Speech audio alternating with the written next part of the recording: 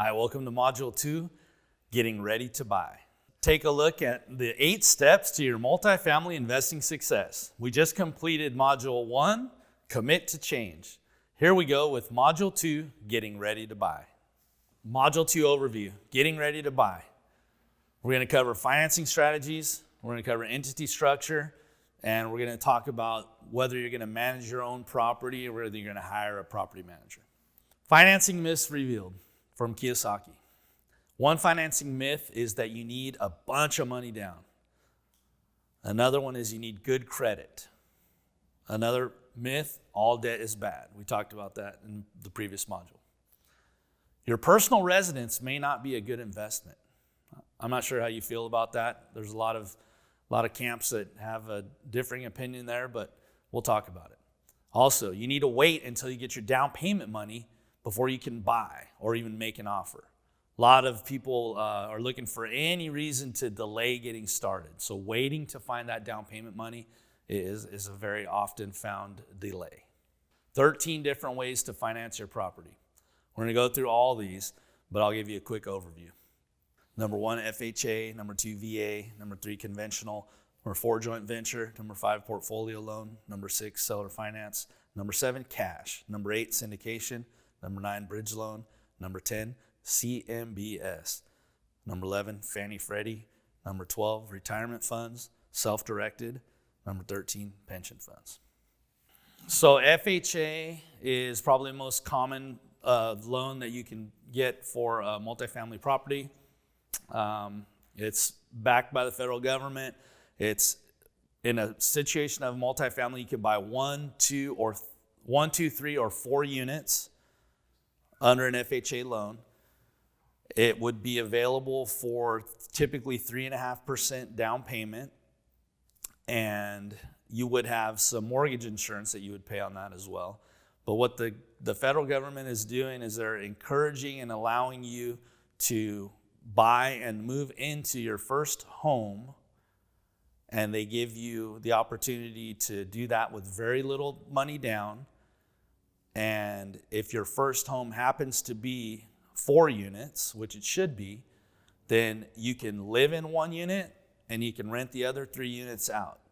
And right now the regulation with the FHA is that you have to live there for 12 months. So you have to intend to buy it and occupy it as your primary residence for 12 months. VA is similar to FHA. However, it's a loan type that's reserved for our veterans. Those loans also work for 1 to 4 units, but those loans can be got for 0 down. So if you're a veteran, check with your local Veterans Administration for the details on how you can use that type of loan. The FHA and the VA loan also have limits. So each county is going to have a specific dollar amount of what your max or what your limit can be financed for 1 unit, 2 unit, 3 unit, 4 unit. And it's very regional, and the numbers, the limits go up and down all over the country. So that's a local thing you'll have to check out.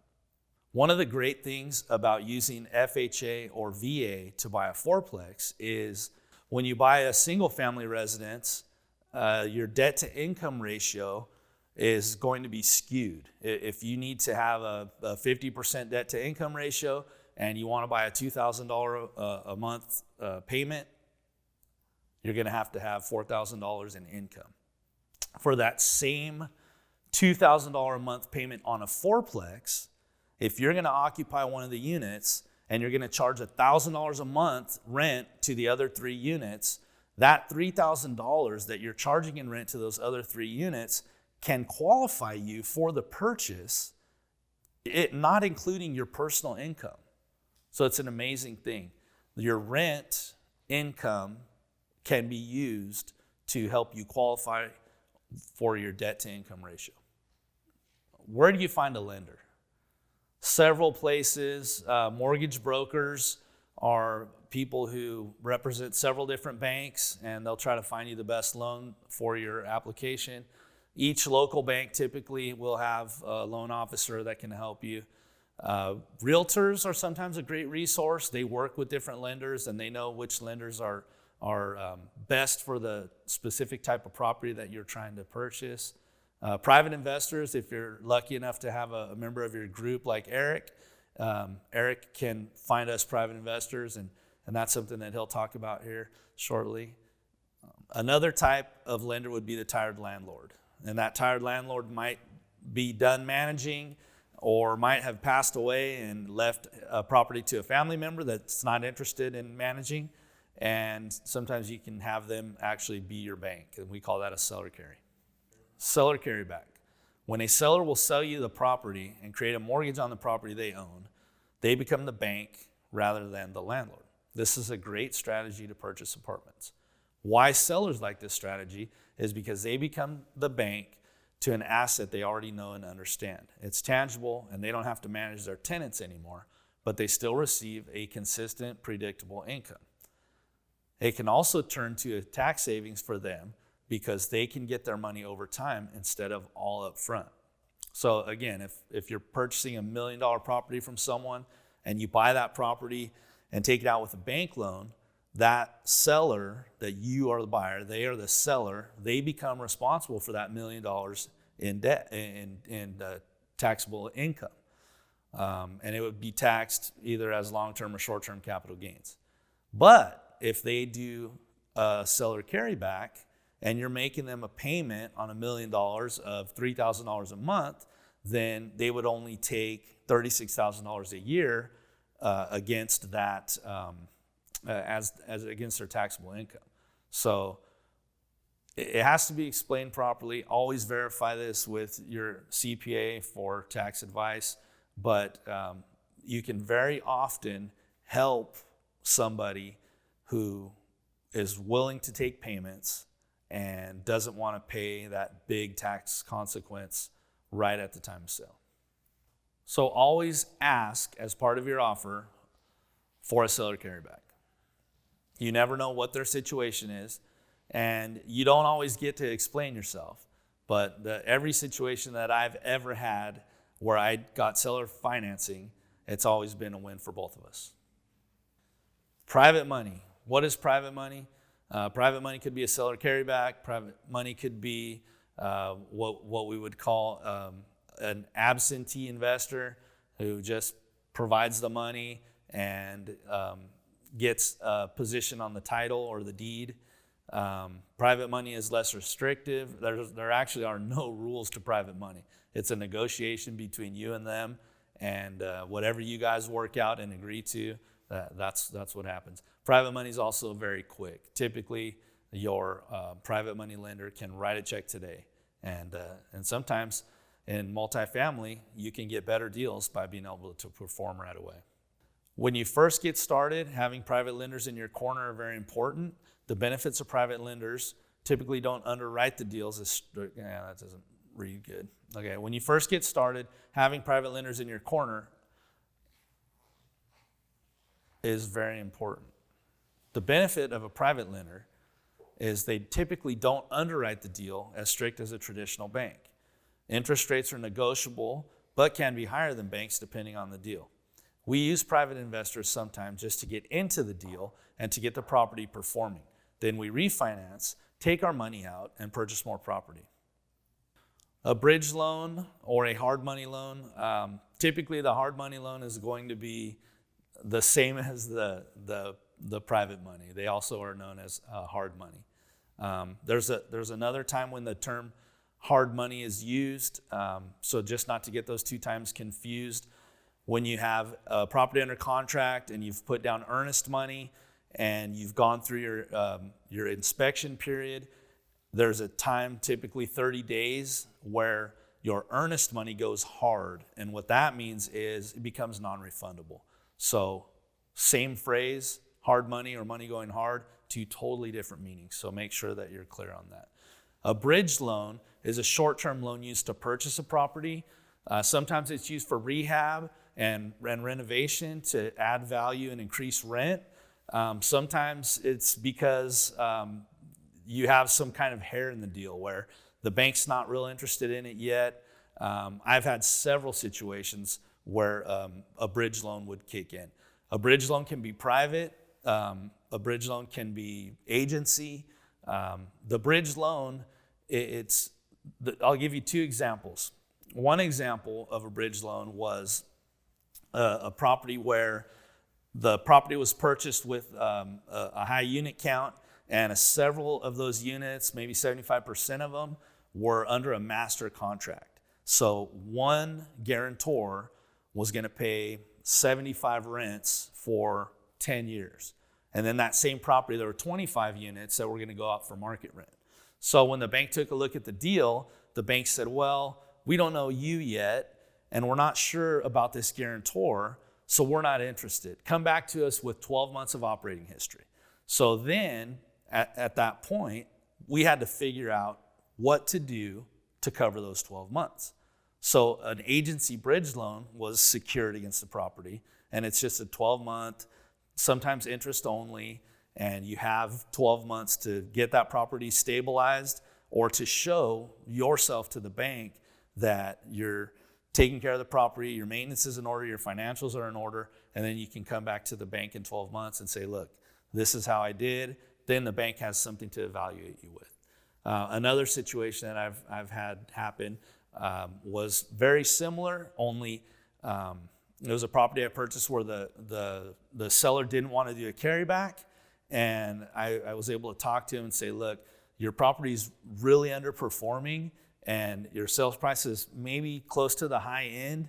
I'm willing to pay it, but are you willing to give me 12 months to stabilize your property, make the improvements that need to be made, and get it fully leased up? And in that case, they said, yeah, that would be fine. So that was another seller carryback, bridge loan, and I got a great interest rate, so I wouldn't consider that hard money. Another source of financing is through pension funds. And it's not something that you can approach personally, but through a mortgage broker, we've had offers from pension funds to finance a regular multifamily building.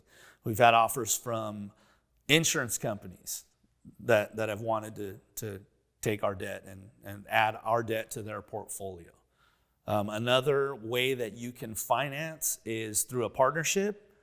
I have a great story of one of my biggest deals that I did, that I came into that property with no cash out of pocket. I came into the partnership with no cash out of pocket.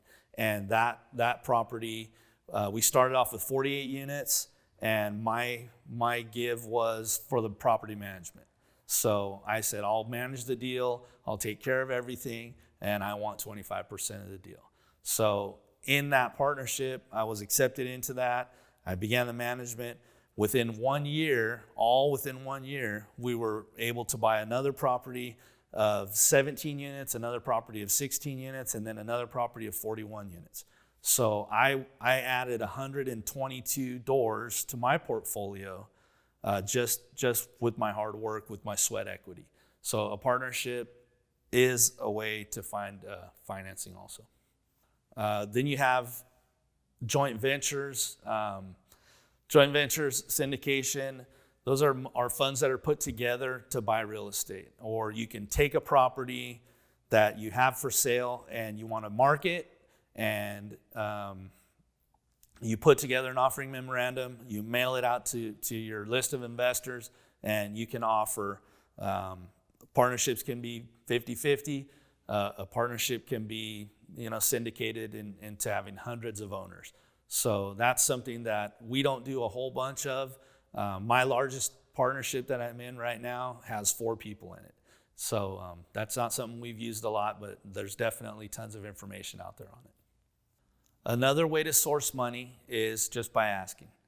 We have a great resource in our resources section, which is a script that would help you read through and talk through and have a conversation with someone, maybe friends and family, about putting money together and how to get them to invest in you. Figure out how to get it done. This is one of my favorite parts. So my first deal, I scratched and clawed and I couldn't get it done. I'd been to the bank. I had read that Rich Dad book, and I said, wow, this is easy. And Rich Dad tells you, hey, you need to start out slow, maybe try to buy a single family, and maybe, he talks about the monopoly method where you get 3 single families and then you trade that in for a hotel. And he said, multifamily is where you want to be, but everybody needs to start slow. Well, that's not me. I'm not that slow guy. And I said, why would I waste my time in single family if I want to be in multifamily?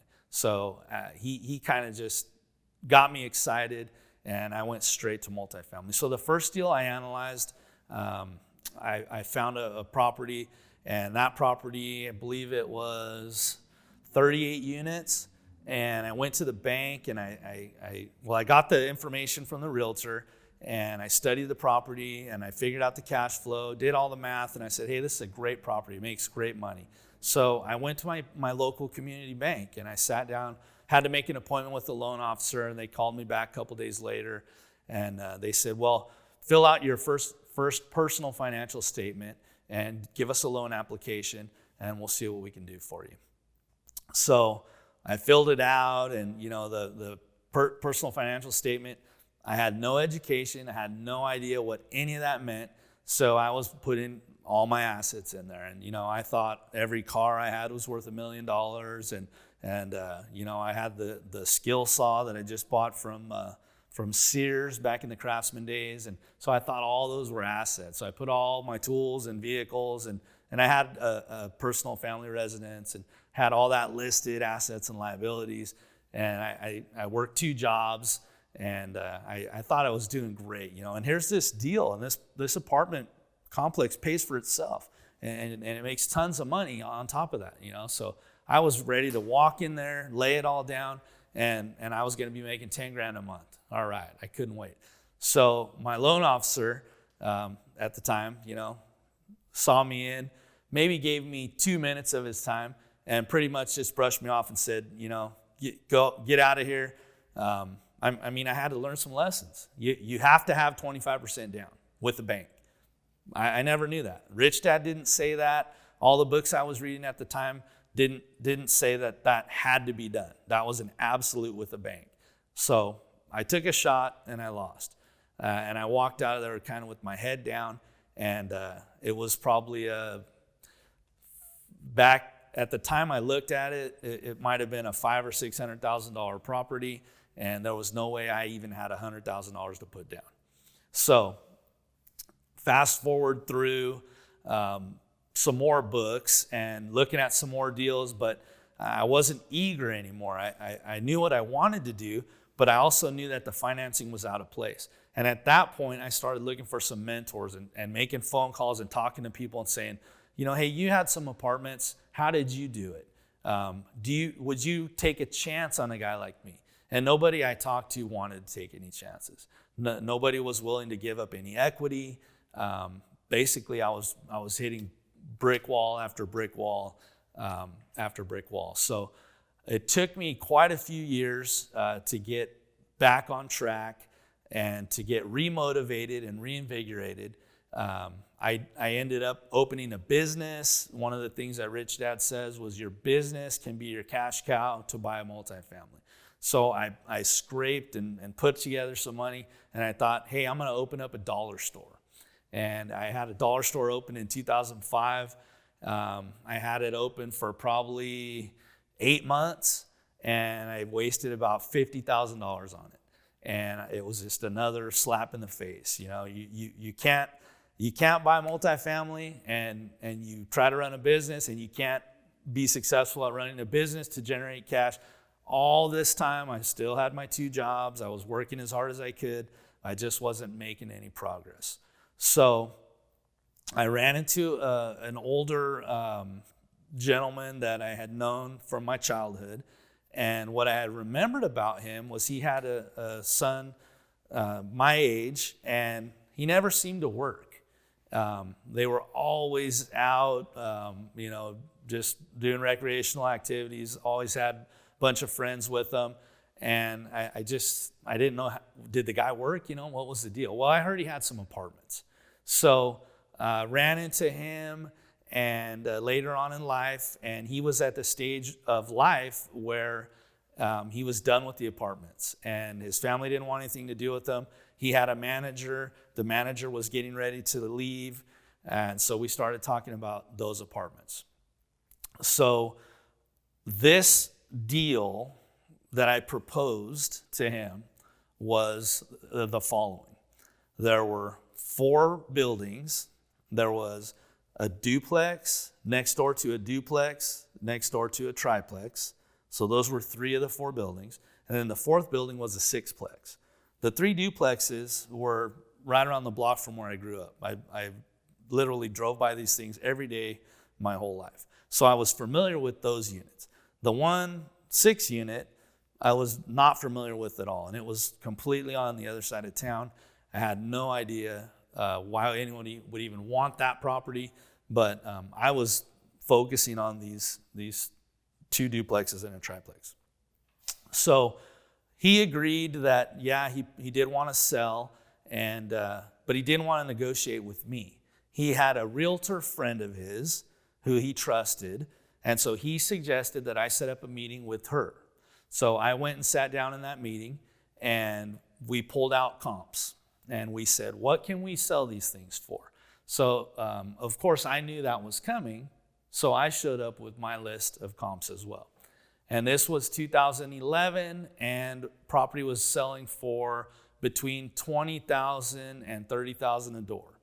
So we looked at the duplex as being worth $30,000 or $60,000. I'm sorry. The other duplex was $60,000, and then the triplex.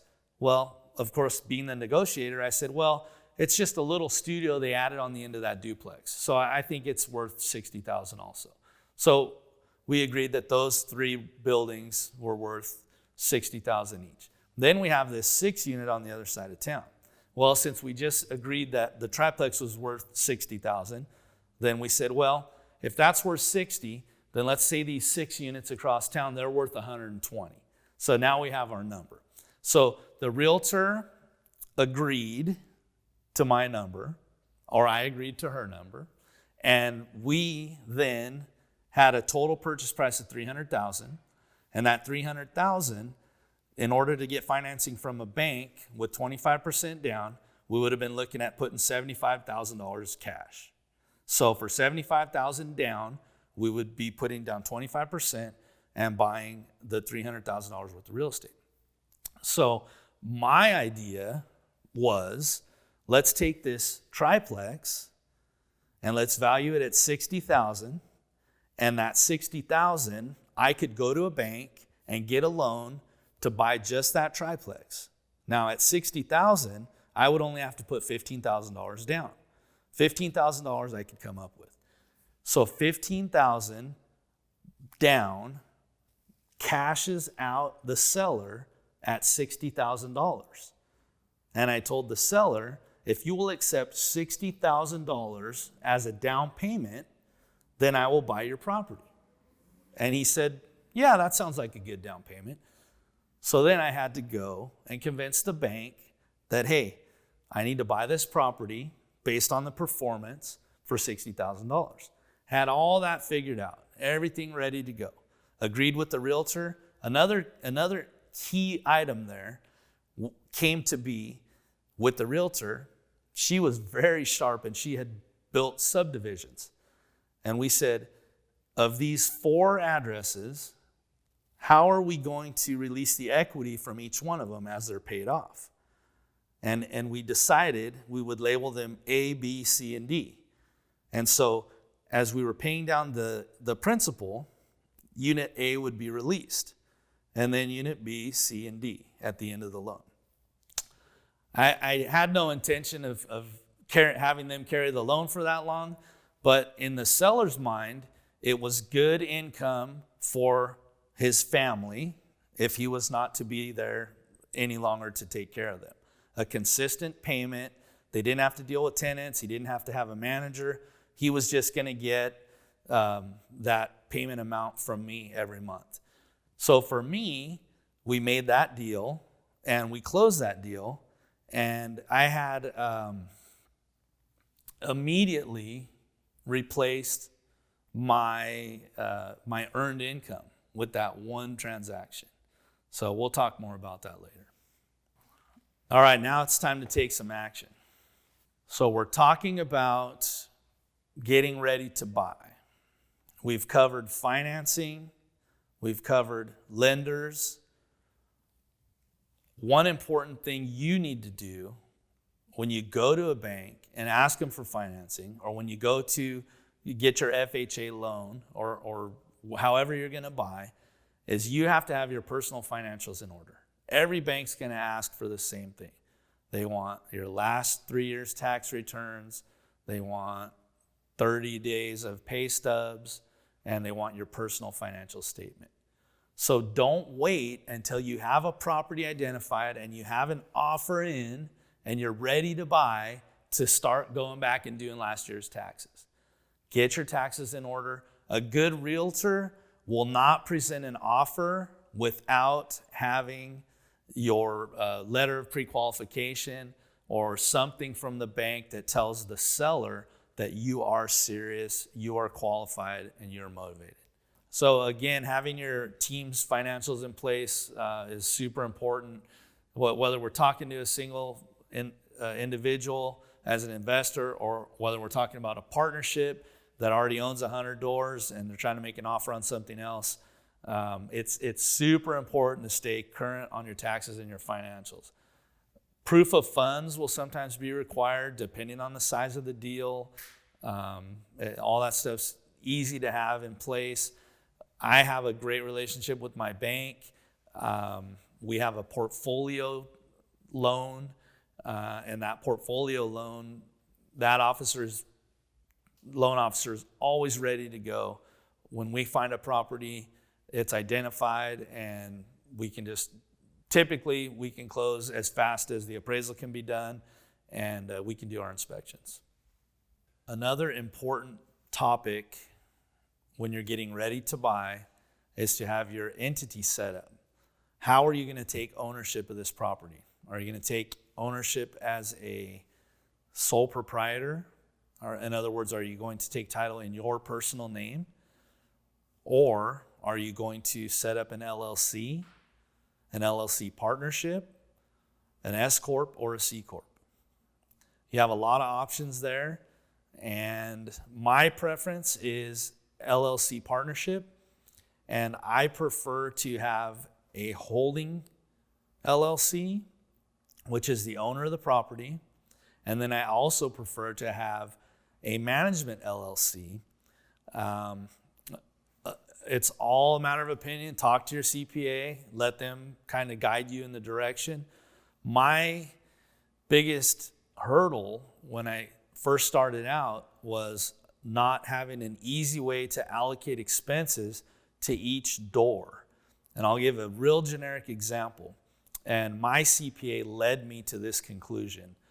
So if you need to get 1 gallon of gas to drive your truck from apartment number 1 to apartment number 4, and then while you're at apartment number 4, you realize you need to go to Home Depot and then back to apartment number 4, you might need another gallon of gas. The idea here is, how do you allocate a gallon of gas to apartment number 4 on November 3rd in whatever year you're making this trip? So the answer is that you can put a full tank of gas into your work vehicle, and the management company holds that charge. The management company is now on the hook for 25 gallons of gas. As you drive that truck back and forth between the properties and Home Depot or whatever store you go to, the management company can take that fuel bill and divide it among your 4 units, and each of them will pay 25% of that fuel bill.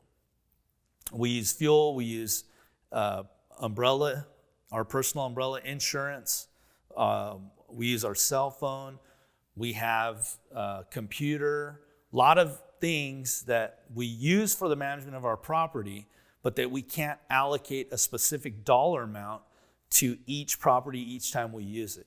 So the management LLC gains all of those charges, and all those things that are used in the management of the property are then divided among the units as a monthly charge. And if you hire a property manager, they're going to do the same exact thing. They're going to buy a computer. They're going to pay for fuel. They're going to pay their workman's comp. All those charges are paid by the property management company, and then they charge you a management fee each month. So basically, you're setting up two entities, one entity for management and one entity for holding. That's my personal recommendation. We say meet with the CPA. We say talk to them, make sure that they're a real estate CPA, make sure that they can advise you as to what's the best for your tax situation. Another important decision that you're going to have to make is whether or not you're going to use a property manager. All of my success it can be attributed to being the boots on the ground and having the wrench in my hand and handling my own property management. We've come to the conclusion that a good property manager can help you grow and help you be successful, and a bad property manager can charge you between 10 and 50% of your gross rents. How do they charge you so much? Well, they start you off, they hook you with this 10%. And they say, I'm going to take 10% of your gross rentals. So if you have $1 million a month in gross rent, they want $100,000 right off the top. Well, if that was the only expense, that might be okay. But then they have their own maintenance and their own landscaping and their own pool companies and their own carpet cleaners and their own cleaning people. And all of those fees are not always managed with your best interest in mind. A property management company is a for-profit company. So the 10% is one thing, but then if they're the one that sends the plumber over every time the toilet's clogged, are they going to send a maintenance guy over there for $15 an hour? Or are they going to call a plumbing company for $125? And then when that plumber says, we need to run the cameras through all your pipes, are they going to say, hey, go right ahead? Or are they going to say, why do you need a camera? They didn't have cameras 30 years ago. They still managed to get the stuff through the pipes. So the property manager can make you or break you. And we'll talk more about management in a later module. When you're getting ready to buy and you try to decide what property manager you want to use, the easiest way to do it is to interview them. Did you interview your insurance agent? Did you interview your CPA? Or do you just use whoever your buddy's nephew's sister told you to use?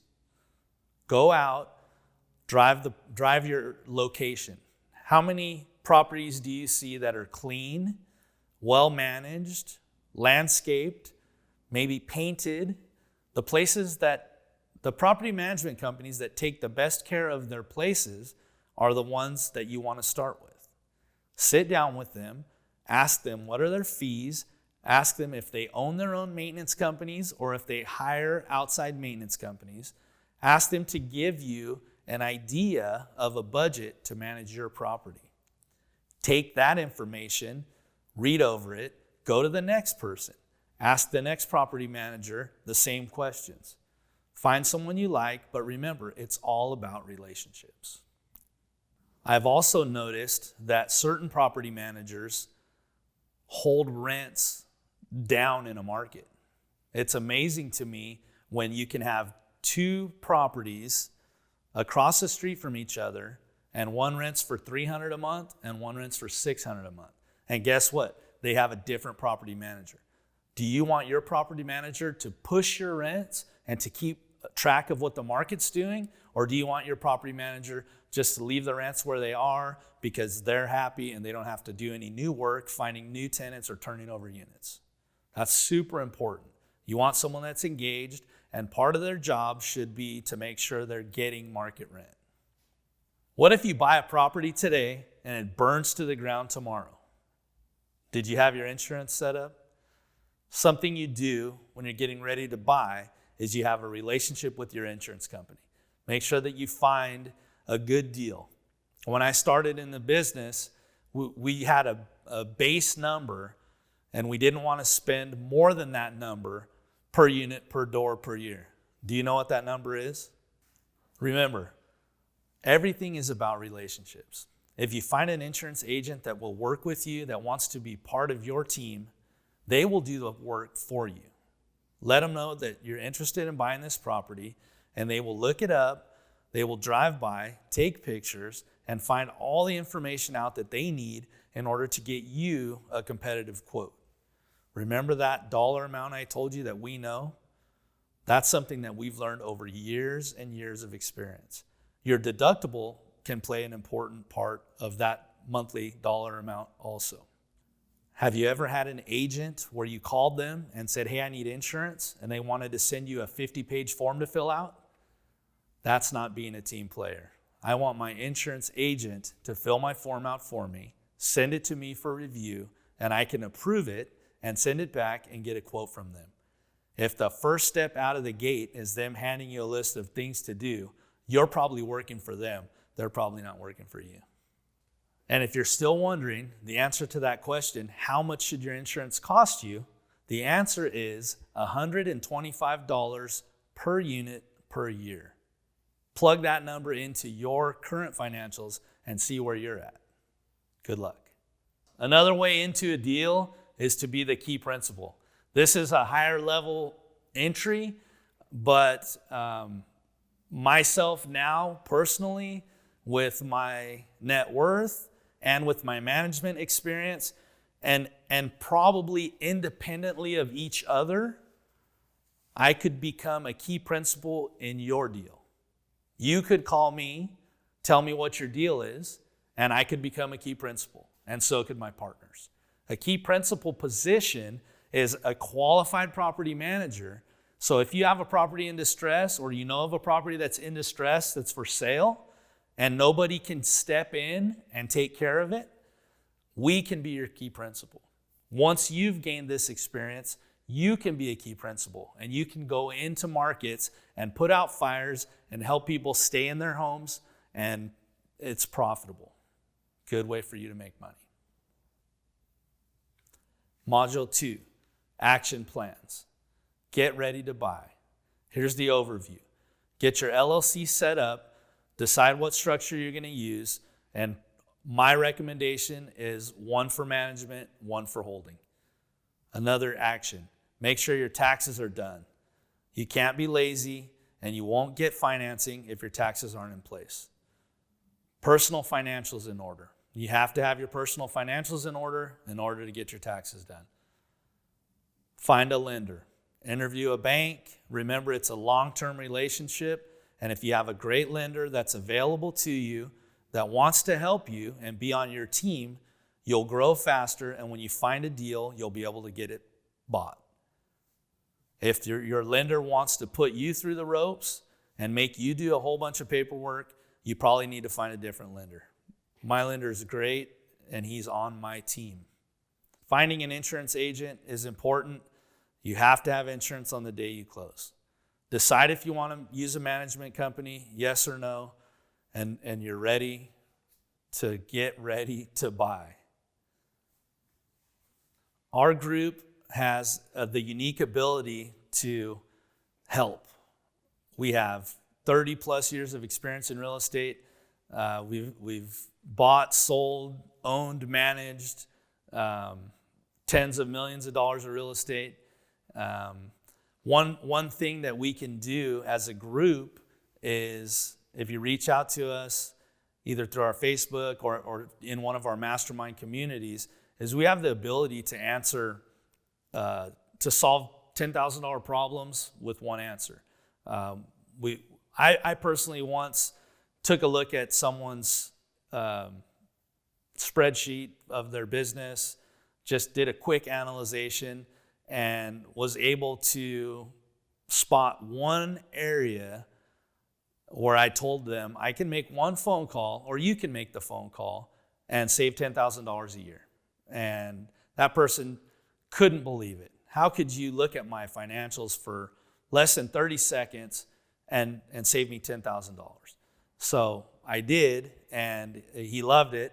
And that's what we're here to do. We're here to teach you. We're here to share those tips and tricks with you, whether you're new and just starting in the business, or whether you have a property manager and you're not sure how to gauge their performance.